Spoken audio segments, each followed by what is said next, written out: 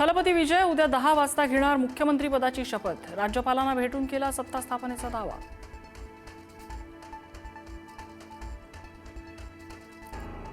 तामिळनाडूत सत्ता स्थापनेसाठी काँग्रेसचा टीव्हीके पक्षाला पाठिंबा। काँग्रेस पक्ष तामिळनाडूतल्या सत्तेत होणार सहभागी। विजय यांनी पत्र लिहून काँग्रेसकडे मागितला होता पाठिंबा।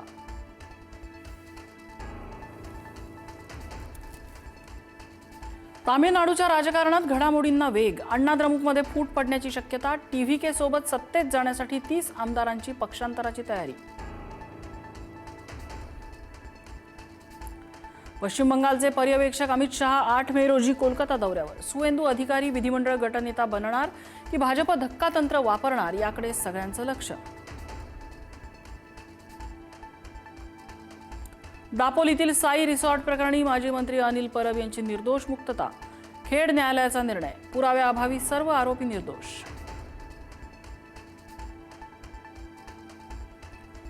पुण्यात 9 वर्षीय मुलीवर आजोबांकडूनच अत्याचाराचा प्रयत्न। पर्वती भागातल्या नागरिकांच्या सतर्कतेने अत्याचाराची घटना टळली।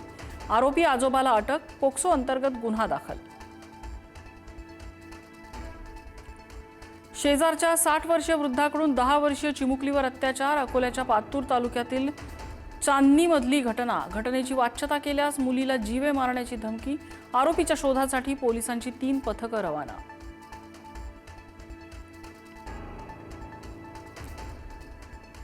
पुण्याच्या नसरापूर अत्याचार घटनेतल्या नराधमाची लैंगिक सक्षमता तपासणी पॉझिटिव्ह। ससून रुग्णालयाकडून आरोपी भीमा कांबळेची तपासणी। न्यायवैद्यक अहवाल पोलिसांकडे सुपूर्द।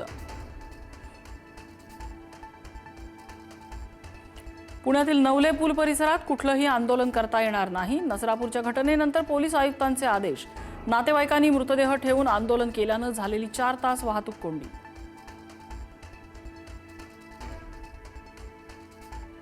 येत्या 90 दिवसात गोकुळ दूध संघाची निवडणूक घ्या। सुप्रीम कोर्टाचे आदेश। हायकोर्टात याचिका दाखल करण्याचे सुप्रीम कोर्टाचे निर्देश।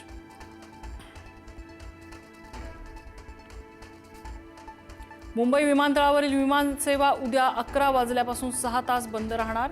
प्री मान्सून देखभालीच्या कामासाठी दोन्ही धावपट्ट्या बंद ठेवणार।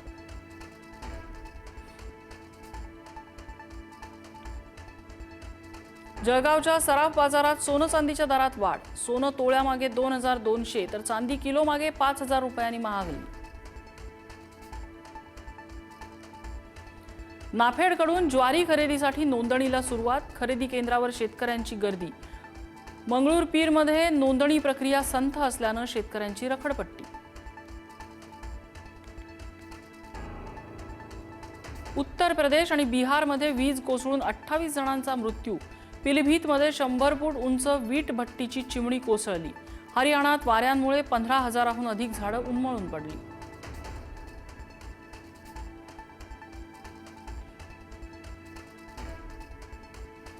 आयपीएलचा अंतिम सामना 31 मे रोजी बंगळुरूऐवजी अहमदाबादला होणार।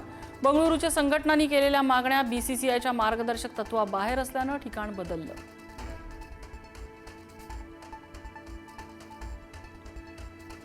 5 दिवसात रितेश देशमुखच्या राजा शिवाजीने ओलांडला 53 कोटींचा टप्पा।